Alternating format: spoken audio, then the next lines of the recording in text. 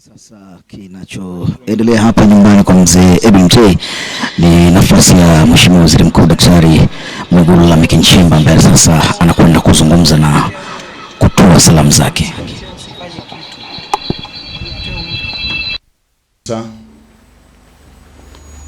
Mhashamu Baba Askofu, mkuu wa dayosisi pamoja na maaskofu wengine wote mlioungana nasi leo, wapendwa sana, familia, ndugu na jamaa, baba yetu mzee Edwin Mtei, nitambue uwepo wa waheshimiwa mawaziri, Mheshimiwa Profesa Adolf Mkenda, waziri wa elimu, pamoja na Mheshimiwa Balozi Hamis Omar, waziri wa fedha, gavana wetu wa Benki Kuu, ndugu yangu Emmanuel Tutuba, viongozi wa vyama vya siasa, nikitambua uwepo wa mwenyekiti mstaafu Mheshimiwa Freeman Mbowe, makamu mwenyekiti wa Chadema ndugu yangu John Heche, pamoja na viongozi wote wa Chadema, viongozi wa vyama vingine vya siasa, nikitambua mwenyekiti wa CCM ambaye amewakilisha Chama cha Mapinduzi,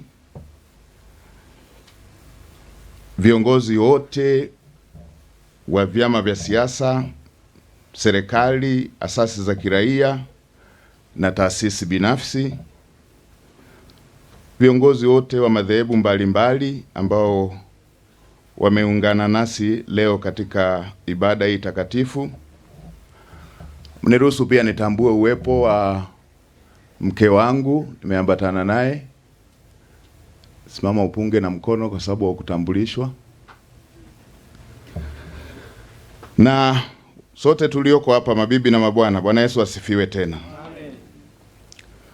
Mheshimiwa Baba Askofu na ndugu na familia ya mzee wetu Mtei, na mimi nitumie fursa hii kwanza kumshukuru Mungu kwa kutukusanya hapa, kwa kuwa wasifu umetolewa tena kwa ufasaha na mchango wake wote katika taifa letu aliofanya baba yetu mzee Mtei. Mimi nitumie fursa hii kufanya mambo mawili tu.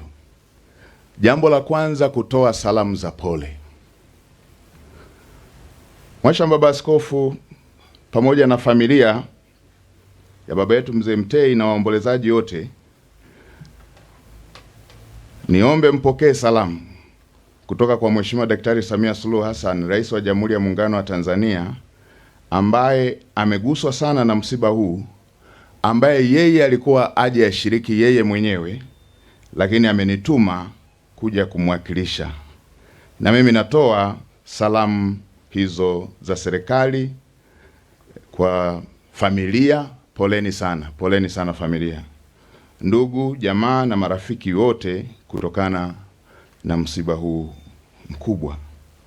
Kama tulivyosikia katika wasifu, mzee Mtei alikuwa mojawapo wa watu wachache duniani ambaye alijaliwa vipawa, karama na fursa nyingi kupitia fikra zake, uongozi, kujituma na upendo kwa nchi yake. Ameweza kufanya mambo mengi yenye manufaa makubwa kwa nchi yetu.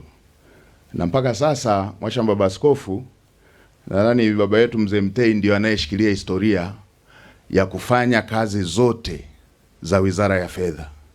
Amekuwa gavana, amekuwa katibu mkuu na mlipaji mkuu wa serikali, amekuwa waziri wa fedha, na ameiwakilisha nchi kama mkurugenzi katika bodi ya shirika la fedha la dunia. Sote tunatambua kuwa katika maisha yake ya utumishi wa umma, mzee Edwin Mtei alitoa kipaumbele katika masuala muhimu, ikiwemo kumcha Mungu, uadilifu, uaminifu, uzalendo na kufanya kazi kwa bidii. Marehemu alikuwa mojawapo wa Tanzania wachapakazi kweli kweli. Haya yanajidhihirisha kwa utumishi uliotukuka wa baba yetu ambaye akapata nyadhifa mbalimbali kama ambavyo nimetoka kuzitaja. kutokana na kutambulika na weledi wake wa kuwa gavana, waziri wa fedha, katibu mkuu, waziri wa fedha. Mwaka 1982 serikali ya Tanzania iliidhinisha kutumika kwake katika nafasi kubwa katika shirika la fedha la kimataifa, nafasi ambazo nchi wanachama huwa zinapewa kutoa mwakilishi. Ndugu wanafamilia na waombolezaji, itakumbukwa pia mwaka 1982 hapa nchini kulifanyika mabadiliko makubwa ya katiba, sura ya 3 ya katiba ya Jamhuri ya Muungano wa Tanzania ya mwaka 77, ambayo ilirekebisha na kufanya Tanzania kuwa taifa linalofuata mfumo wa vyama vingi vya siasa. Na kama ilivyoelezwa katika wasifu na maandiko ambayo yametolewa, baba yetu Mzee Mtei alikuwa mwanzilishi wa chama cha siasa cha Demokrasia na Maendeleo, na kutokana na mchango wake amekuwa mwanasiasa ambaye amechangia katika kiwango kikubwa kuendeleza demokrasia ya vyama vingi hapa nchini. Kwa kutambua hilo, Mheshimiwa Rais alielekeza mimi mwenyewe nije kumwakilisha, lakini pia akasema kwa kuwa aliwahi kuwa gavana wa Benki Kuu, gavana wa Benki Kuu ashiriki katika kumsindikiza Mzee Mtei, lakini pia na Benki Kuu ichukue wajibu wa kumpa heshima zote kama mwanzilishi wa taasisi hiyo muhimu na wa muenzi kama ambavyo wanafanya kwa magavana wote. Lakini pia akaelekeza waziri wa fedha ashiriki kwa kuwa Mzee Mtei alikuwa waziri wa fedha, na leo hii tumeambatana na waziri wa fedha kuwakilisha wizara ya fedha. Lakini akaelekeza pia waziri wa elimu kama mtoto wa nyumbani, na yeye ashiriki, na leo hii tuko na Profesa Mkenda kuja kushiriki pia kama mtoto wa nyumbani. Mheshimiwa Rais akasema Mzee Mtei atakumbukwa katika msimamo wake, ujasiri wake, maono, uvumilivu na kupenda nchi na kupenda maendeleo. Mheshimiwa Rais amenielekeza kama mtendaji mkuu wa serikali kumuenzi Mzee Mtei kwa vitendo. Na katika kumuenzi Mzee Mtei kwa vitendo, Mhashamu Baba Askofu na wanafamilia, mniruhusu niseme machache. Mzee Mtei alikuwa anapenda maendeleo na tunajivunia alama alizoacha. Nitumie jukwaa hili kumwelekeza waziri wa fedha na waziri wa ujenzi. Natambua serikali ilishaelekeza kujengwa kwa njia 4 kutoka Tengeru mpaka Kia. Walikuwa wanakamilisha mchakato wa manunuzi kipande cha Tengeru kwenda Usa. Jambo hili likamilike mara moja, ujenzi wa barabara za njia 4 uendelee haraka, kama alama kwamba leo Mzee Mtei alitukusanyisha hapa. Lakini pia kipande cha Usa Kia kilomita 28 usanifu umeshafikia 80%.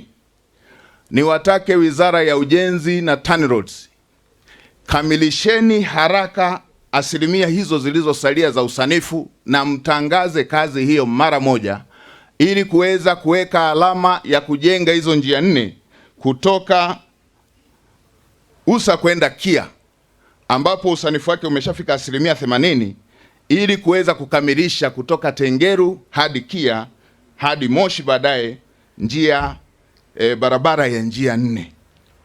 Hii ni hatua ambayo inasubiri tu michakato yenu wataalamu, kwa sababu fedha zipo. Kamilisheni haraka, mkandarasi awe site, na mimi nitasimamia hilo kwa sababu fedha za kufanya kazi hiyo zipo. Lakini la pili, kwa maeneo korofi ambayo tumeona wananchi wanapata shida mle njiani na matuta ya udongo na madaraja yale, mkataba ulisema ujenzi ukamilike Februari 20.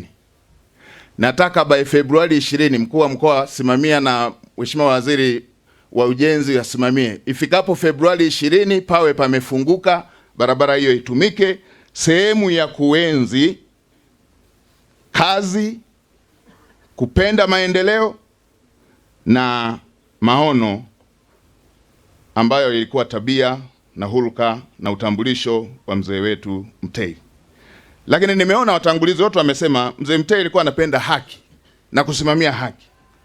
Shamba la Mringa Estate lilikuwepo hapa, na katika mchakato kulikuwa kumeelekezwa baadhi ya wananchi wanufaike na sehemu yao, hiyo ilikuwemo kwenye ambayo ilitakiwa ikabidhiwe kama sehemu ya makabidhiano. Niliambiwa wanunuzi Bajuta Estate na bodi ilipokaa, kuna sehemu waliibadilisha na wakaingia kwenye mzozo. Naelekeza ndani ya mwezi mmoja wawe wamerekebisha yale maeneo waliofuta, na wale watu waliokuwa wanatakiwa kunufaika na eneo hilo wapewe sehemu yao. Mkuu wa mkoa pamoja na watu wetu wa ardhi, kamishina wa ardhi anayehusika, wasimamie ndani ya mwezi mmoja wawe wameshakamilisha na wawakabidhi wahusika ambao wanastahili kupata kipande kile kama mkataba ulivyokuwa unaonesha. Na la mwisho, mzee Mtei alikuwa anapenda maendeleo. Mheshimiwa Rais alielekeza, na mimi kama msimamizi nitumie jukwaa hili kuwafikishieni. Tuna maeneo mengi katika majiji ikiwepo jiji la Arusha. Tuna maeneo ya kufanyia biashara, biashara ndogo ndogo, wamachinga na watu wengine.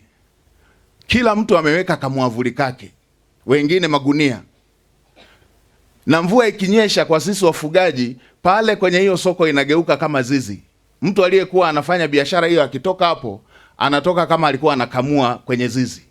Sasa nielekeze mkuu wa mkoa, meya, rasi na wakurugenzi wote, yabainini maeneo yote yanayofanyiwa biashara.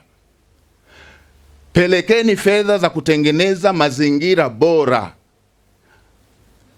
ya kufanyia biashara, yakiwepo mapaa pamoja na nguzo imara pamoja na sakafu zake, na kote kuliko na majiji kufanyike hivyo. Tutumie fedha ambazo zinapatikana katika maeneo mengine, ambazo tunatumia katika maeneo mengine kutengeneza mazingira bora ya kufanyia biashara na kukuza uchumi, kama ambavyo muasisi wa Benki Kuu alikwisha kufanya. Na la mwisho, Mhashamu Baba Askofu na maaskofu ambao umetoa neno, niseme nimeyapokea yale niliyoyasikia kwa niaba ya serikali. Nimeyapokea yote, nimeyapokea, na bahati nzuri political will ipo na mimi ndo nimetumwa kusimamia. Kwa hiyo niwahakikishie nimepokea, na Mhashamu Baba Askofu na Baba Askofu uliotoa neno, serikali haitakuwa kikwazo cha kuhakikisha kwamba nchi inakuwa moja na tunasonga mbele. Na mimi niwahakikishie tutavuka na tutasonga mbele, na heshima ya Tanzania mara zote tutakuwa nayo. Asanteni sana kwa kunisikiliza, na poleni tena ndugu na familia, na Mungu atubariki sote. Poleni sana.